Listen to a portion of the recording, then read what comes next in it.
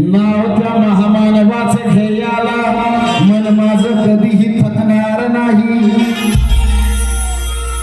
उगाच कोल्या कुत्र्यावाने मी काहीही भुकणार नाही. मस्तक हे जे भीमवाल्याचं बाबा